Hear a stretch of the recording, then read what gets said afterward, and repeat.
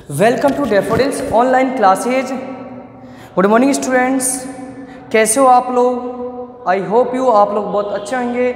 और पिछले 3 मंथ से डैफोडिल्स स्कूल के द्वारा जो भी ऑनलाइन क्लासेज आपको प्रोवाइड कराई जा रही है, आप लोग उसको अच्छी तरीके से पढ़ रहे होंगे।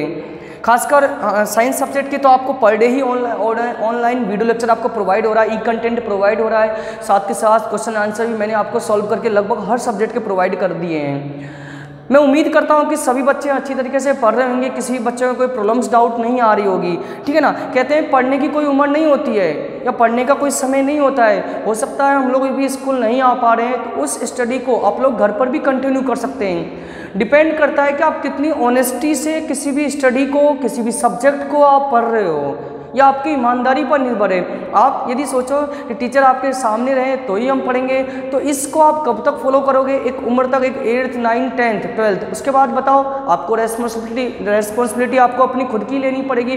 तो ऐसे नहीं है, अभी से अपनी रेस्पॉन्सिबिलिटी स्टडी में लीजिए और ऑनेस्टी से पढ़िए। क्योंकि जो एग्ज़ाम हम लोग देते हैं ना, जो बोर्ड एग्जामिनेशन लगे, चाहे बड़ी क्लास में जब भी हम पहुंचते रहेंगे एग्जाम देंगे, तो उस पर डिपेंड, वो पेपर जो आप करोगे वो डिपेंड करता है कि आपने कितनी ऑनेस्टी से पूरे साल भर पढ़ाई करी है। वहाँ पर भी कभी भी आपने यदि चीटिंग किया होगा तो आपका पेपर में क्वेश्चन नहीं हो पाता, फिर हमें ध्यान पड़ता है कि हमने साल भर पढ़ाई नहीं करी है। ठीक है? और एक बच्चा जो पूरा पेपर अटैम्प्ट करके आता है क्योंकि उसने साल भर स्टडी किया है, पर्टिकुलर टीचर्स को फॉलो किया है, गाइड किया, और गाइड जैसे इसको किया गया है वैसे वैसे उसने अपना आप को किया ढाला है। तो डिपेंड करता है, सबसे बड़ी ईमानदारी, किस ईमानदारी से आप लोग पढ़ रहे हो, कितनी टीचर को बातों को सुन रहे हो, कितना आप टाइम दे रहे हो इस वीडियो कंटेंट को सुनने में और उसको प्रॉपर्ली ध्यान देके। ठीक है स्टूडेंट्स, तो इस चीज़ का आप ध्यान रखिएगा, पढ़ाई करिए। स्टडी को जो पिछले 3 मंथ से कंटिन्यू वीडियो लेक्चर में प्रोवाइड करा रहा हूँ और आप लोग उसको देख भी रहेंगे, तो इससे बोर मत होइए, लगातार अपनी स्टडी को चालू रखिए।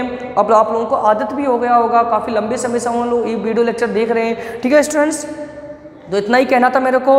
तो आप लोग, हमारा चैप्टर नंबर अभी 11 चल रहा था और इसमें मैंने आपको नॉन कॉन्टैक्ट फोर्स में ग्रेविटेशनल फोर्स और इलेक्ट्रोस्टैटिक फोर्स के बारे में मैंने आपको बता दिया था। आज मैं आपको मैग्नेटिक फोर्स, चुंबकीय बल के बारे में बताऊंगा।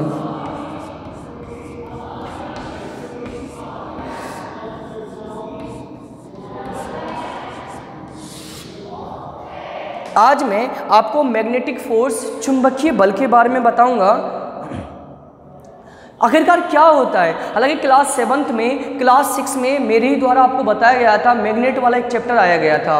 वहाँ पर जो हमने मैग्नेट की जो भी चीज़ें पढ़ी थी ना, मैग्नेट के फोर्स के बारे में भी पढ़ा था, वही सब चीज़ें मैं यहाँ पर फिर से रिपीट करूँगा, लेकिन नए रूप में, फोर्स के रूप में। ठीक है स्टूडेंट, तो आपको आसानी भी बहुत होगी इसको समझने में, क्योंकि इसको मैं क्लास 6, क्लास 7th में मेरे द्वारा आपको बताया गया था। आइए बुक चालू करते हैं, page number 187 निकालिएगा।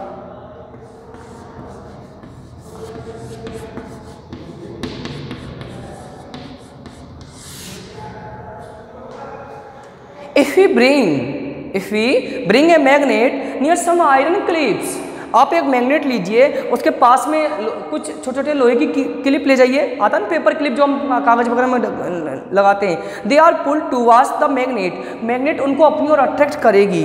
Which force attract the clip towards the magnet, आखिरकार मैग्नेट में ऐसा कौन सा फोर्स था जिसने उसको बिना टच किए अट्रैक्ट कर लिया, खींच लिया, आकर्षित कर लिया? Substance like iron, steel, cobalt, nickel when placed a coil carrying electric current, कुछ पदार्थ ऐसे कि लोहा, स्टील, कोबाल्ट, निकल, इसके आसपास जब आप इलेक्ट्रिसिटी फ्लो करते हो, develop a strong property of attracting tiny bits of iron steel toward themselves. जैसे ही इनमें आप इलेक्ट्रिसिटी फॉलो करोगे, इनमें एक ऑटोमेटिक एक प्रॉपर्टी जनरेट हो जाएगी, और जब इसके पास में आप कोई भी दूसरी लोहे की वस्तु को लाओगे तो ये उसको अट्रैक्ट करेगी। अंडरलाइन करना, the strange property of some substance of to attract iron और steel object towards its self, magnetic property, वह गुण जिसमें कोई वस्तु लोहे या स्टील की वस्तु को अपनी तरफ आकर्षित करती है, चुंबकीय गुण कहलाती है। The substance which has the वो प्रॉपर्टी कॉल्ड ए मैग्नेट, ये प्रॉपर्टी जो होगी ना वो मैग्नेट के द्वारा, चुंबक के द्वारा होती है। As the object of iron और स्टील मूव टूवर्ड्स मैग्नेट, इससे वस्तु जो आयरन स्टील है ना वो मैग्नेट की तरफ मूव करेगा। Therefore we can say that they are acted upon by the force of a magnet. A magnet has two pole, north and south pole. इसको मैंने आपको क्लास 6-7 में बताया था, एक मैग्नेट के 2 पोल होते हैं, नॉर्थ पोल और साउथ पोल। पता है आप लोगों को, एक मैग्नेट के 2 पोल होते हैं, नॉर्थ पोल, साउथ पोल, उत्तरी ध्रुव, दक्षिणी ध्रुव।